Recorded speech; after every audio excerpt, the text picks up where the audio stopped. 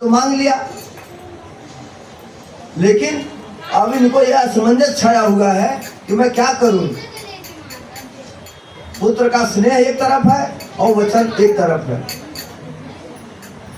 अब तुम ही समझो, तुम्हारा काम समझे। अगर तुम चाहो तो जो उचित हो वो करो। तो उन्होंने पूछा कि बताओ क्या कहा आपने, क्या मांगा।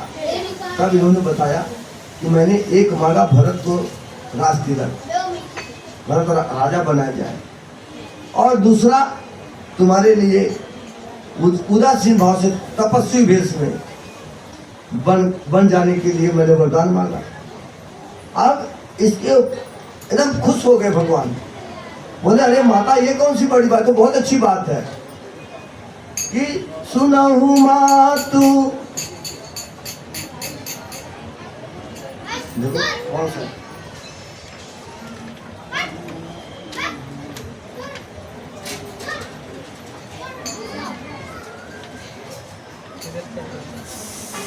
आगे बढ़िए। मां से भगवान राम कह रहे हैं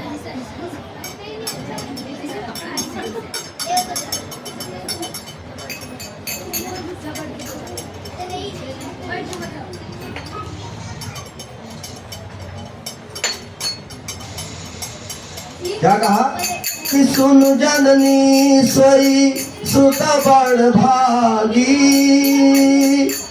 जो पितु मातु वचन अनुरागी। राम सिया राम जय जय राम, राम सिया।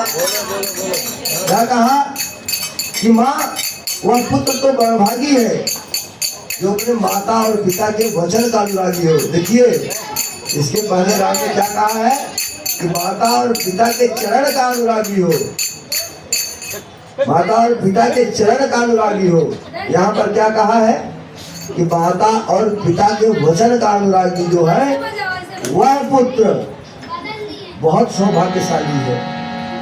ठीक है, इसके बाद कहते हैं 41 के नीचे कि भरत प्राण प्रिय पावहि राजू, विधि तब विधि मोहि सन्मुख आजू। जौन जाऊं बन ऐसे हूँ काजा, प्रथम गनी मोहि मूढ़ समाजा। क्या कहा कि मेरे प्राण प्रिय भरत राजा बनेंगे और मुझे वन का राज मिलेगा। ऐसे समय पर भी अगर मैं नहीं जाऊंगा तो लोग मुझे मूर्ख कहेंगे, मूढ़। इसीलिए आप उसकी चिंता मत करो। उनका कहना है राम का कि ठीक है, ये कौन सी विशेष बात है।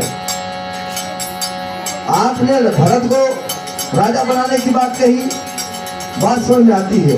बात आपने मेरे वन में जाने की कही, वह भी बात समझ में आती है। सिर्फ एक बात समझ में नहीं आ रही है कि इसकी वजह से इतना दुख मेरे पिताजी को कैसे है। बात तो छोटी सी है, राम को एक छोटी सी बात लग रही है कि बात तो छोटी सी है। इस छोटी सी बात के लिए इतना दुख कैसे हो सकता है राजा जी को। लगता है आप लोग कथा में नहीं है। भरत प्राण प्रिय पावहि राजू, विधि सब विधि मोहि सन्मुख आजू। जौना जाए बनिए शोभा, प्रथम गनहि मोहि मूढ़ समाजा। सेवाए हरिहर अमृत लेहि से मांगी, समहु सुखाही। देखहि विचारे मात मन माही, आवे कर मोहि मोहि सोसे। निकटो विकल नार नायक देहि, होरहि बातो कहि दुख भारी। होते प्रकृति मोह महतारी, पाउर धीर भाऊ भूते का छोड़िया के रंगो जाको मोहना काको फेरावो मोरे कपट को भी कैसा के भाव साजे सरल रघुवारो वचन तुम्हारे कुटल कर जाने चलाई जो जलधि प्रगति जगते सलील समाने राम राम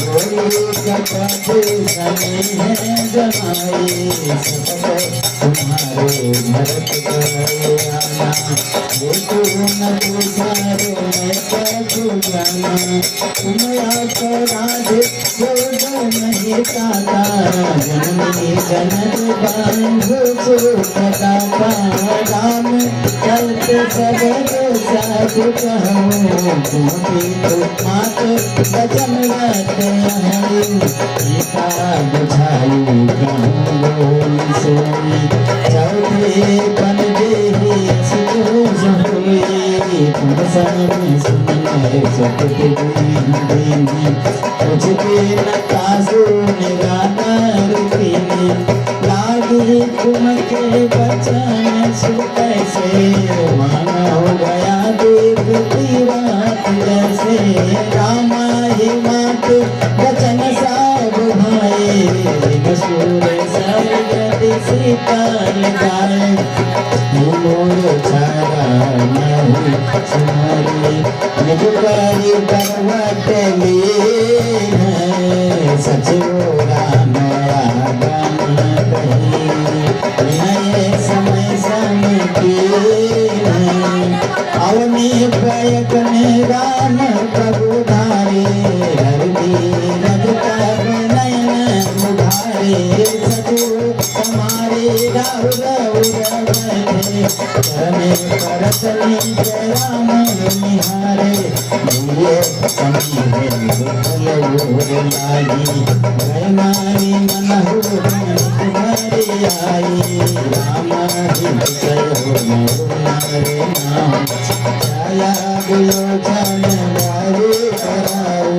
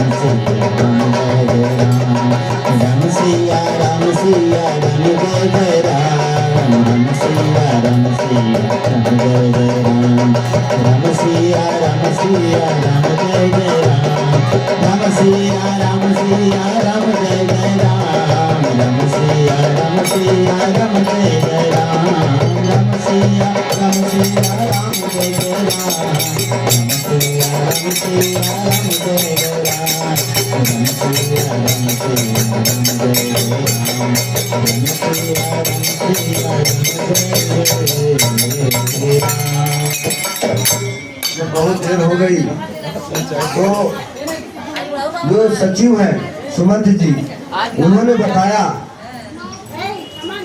दशरथ जी से कान में कहा कि राम आ गए हैं, राम आए हैं। तो उन्हें देखकर चक्रवर्ती जी ने आंखें खोली हैं। आंखें खोल के देखते ही फिर आंखों से उनके आंसू गिरने लगे। किसी तरह से उठे और राम को लपक के गले से लगा लिया। बार बार उन्हें गले लगा रहे हैं, कुछ कह नहीं रहे हैं, बस कभी मुंह धो रहे हैं, कभी सर के ऊपर हाथ लगा रहे हैं, पूरे शरीर पे हाथ लगा रहे हैं, फिर गले लगा ले रहे हैं, फिर देख रहे हैं, फिर गले लगा ले रहे हैं और अंत में हाथ जोड़कर भगवान महेश को मनाने लगते हैं, शंकर को मनाने लगते हैं। बोले भोलेनाथ आप तो अवधार दानी हो। अवधार दानी का मतलब होता है कि मन चाहा वरदान देने वाला। आप तो अवधार दानी हो और जल्दी प्रसन्न होने वाले देवता हैं। आप मेरे पर प्रसन्न हो जाइए। कहना है कि सभी तो अपने पुत्रों से ऐसी इच्छा रखते हैं कि मेरा पुत्र मेरी आज्ञा का पालन करे, लेकिन हे शंकर भगवान मैं आपसे प्रार्थना करता हूँ आप राम की ऐसी बुद्धि कर दीजिए कि आज मेरी बात मेरी आज्ञा को ना माने। मैं उसे कहूँ भी बन जाने को तो तैयार न हो, मेरी आज्ञा को ना माने और बन ना जाए। उसके बाद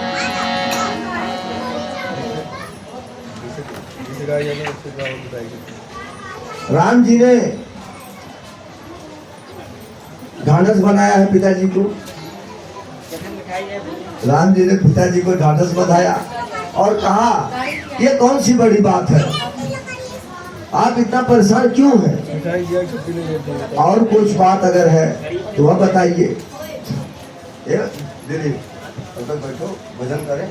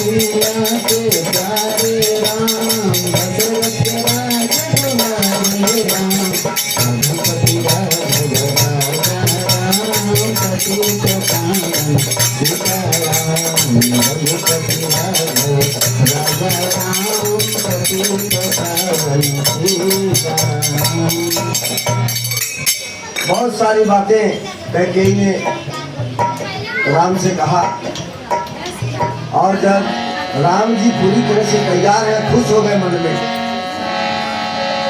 तो माँ ने सोचा कहीं ऐसा न हो कि राम मुझे अपना शत्रु समझने लगे, इसलिए बाग बनाकर कहने लगी। बोलती है कि बेटा मेरे लिए तुम और भरत दोनों एक जैसे हैं, और मैं तुम्हारी भी कसम खाती हूँ, भरत की भी कसम खाती हूँ। मुझे दूसरा कोई कारण पता नहीं है, मैं यही जानती हूँ कि मैंने वरदान मांगा और उसी लिए ये दशा हुई है। इसके बाद भरत ने कहा कि माता सुनो, वह पुत्र बड़ा बड़भागी है जो अपने पिता और माता के वचनों का अनुरागी हो। आपकी इच्छा, माता की इच्छा और पिता का आयस मतलब उनकी आज्ञा, उसको पालने से बड़ा और धर्म कुछ हो नहीं सकता। ठीक है, आप चिंता मत कीजिए, मैं अभी तैयार होता हूँ, ऑफिस बन जाने के लिए मैं तैयार हूँ। और पिताजी से कहा आप संकोच मत कीजिए, 14 साल तो ऐसे ही बीत जाएंगे। मैं गया और आया। इसके बाद वहां से राम जी निकल जाते हैं माता कौशल्या के पास, दोहा नंबर 52 के नीचे माँ के पास पहुंचते हैं। माँ अपने तैयारी में है। काय की तैयारी चल रही है? किस बात की तैयारी चल रही है? ध्यान दें। हाँ, राम का राज तिलक होने वाला है, सबको थोड़ी मालूम है। ये तो इन्हें कुछ लोगों को पता है। राम दया निधि है तो दया भी करेंगे कभी न कभी। रघुनाथ का नाम दया निधि है तो दया भी करेंगे कभी न कभी।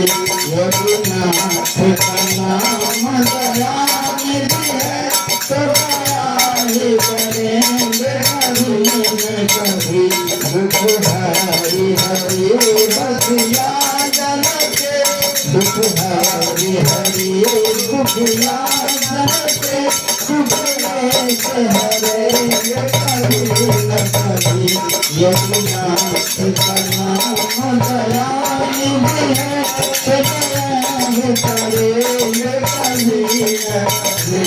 यमुनाथ का नाम दया निधि है, यमुनाथ का नाम दया निधि है तो दया भी करेंगे कभी न कभी। हरि हरि बसिया जन के, दुख लेस हरेंगे कभी न कभी। यमुनाथ का नाम दया निधि है तो दया ही करेंगे कभी न कभी। जिस अंग की शोभा सुहावनी है, जिस अंग की शोभा सुहावनी है, जिस श्याम रंग मोहनी है, जिस श्याम रंग मोहनी है, उस रूप सुधा से के भरेंगे कभी न कभी। यमुनाथ का नाम दया निधि है तो दया ही करेंगे कभी न कभी। यमुनाथ का नाम दया निधि है तो दया ही करेंगे कभी न कभी। जागीर निषाद का आदर है, जागीर निषाद का आदर है, जहाँ जा गया जा मिलता घर है, जहाँ जा गया जा मिलता घर है। वही भेष बना के उसी घर में, हम भेष बना के उसी घर में, हम जा ठहरेंगे कभी न कभी। रघुनाथ का नाम दया निधि है तो दया ही करेंगे कभी न कभी। यमुनाथ का नाम दया निधि है तो दया ही करेंगे कभी न कभी। दुख हरि हरि दुखिया जन के, दुख हरि हरि दुखिया जन के, दुख लेस हरेंगे कभी न कभी। यमुनाथ का नाम दया निधि है, करुणा निधि नाम सुनाया जिन्हें, करुणा निधि नाम सुनाया जिन्हें, करुणा निधि नाम सुनाया जिन्हें, परिणाम के पान कराया जिन्हें, सरकार अदालत में गवाह, सरकार अदालत में गवाह,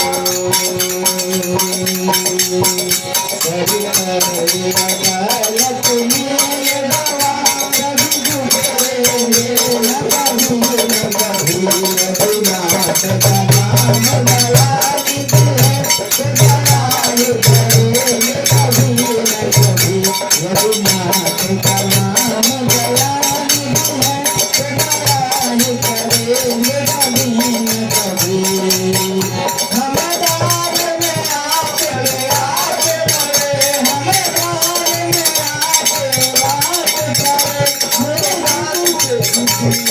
दुख से बड़े भव सिंधु करे बड़े भव सिंधु करे बड़े सिंधु करे कभी न कभी अभिनाथ का नाम दया करे कभी न कभी अभिनाथ का नाम दया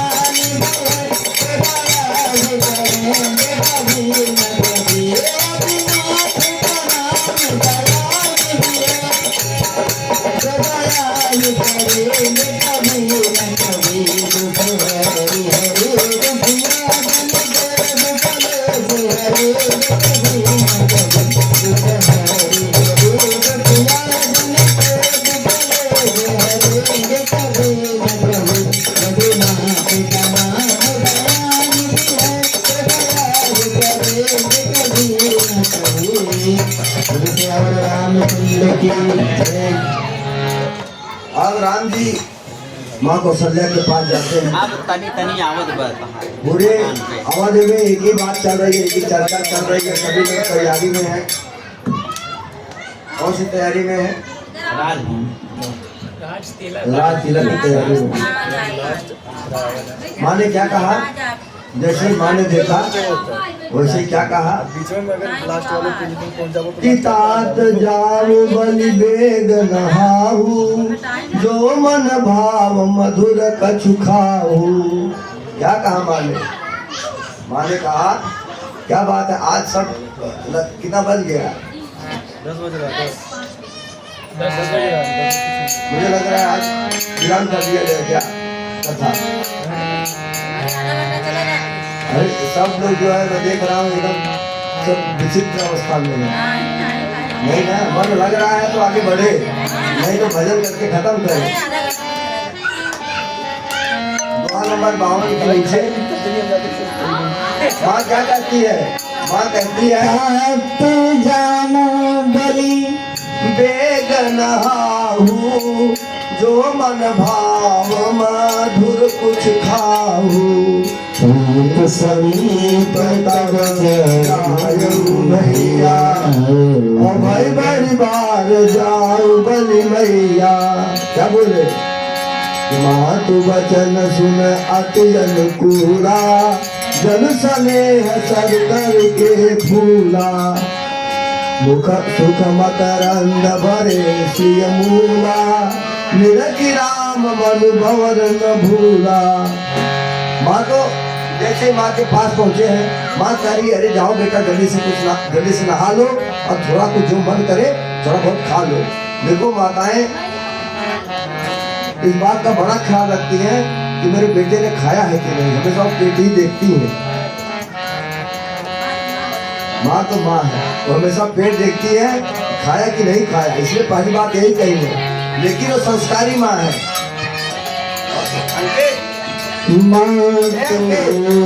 क्या कर रहा है चिल्ला?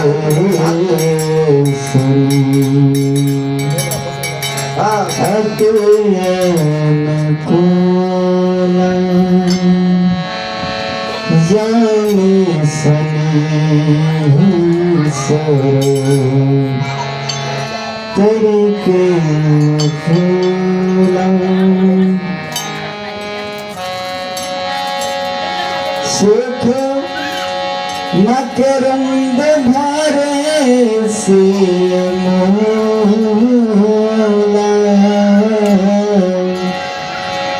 निरखि राम भवर न भूला। धर्म धरे धर्म गतियानी कहूँ मात सन अति मृदवानी। टीका राजू जहाँ सब भक्ति मोर बरताजू। आयस देहिम बीतल मन माता मंगलता मन जल जाता जानी सभी करे पस भोरे आनंद सबोरे अनुग्रह तोरे बरस चाहे कभी बरसी कर कुछ वचन का माने आई पाई तुम देखो मुझन करे माने बचन बीते मधुर रघुबरते चले समला लेना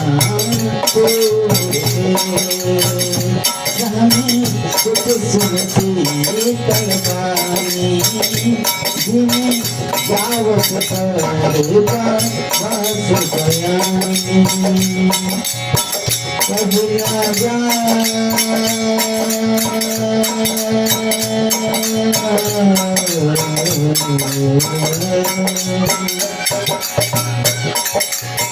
कभी ना जाए कठोर हृदय विचारे गुरु मन हृदय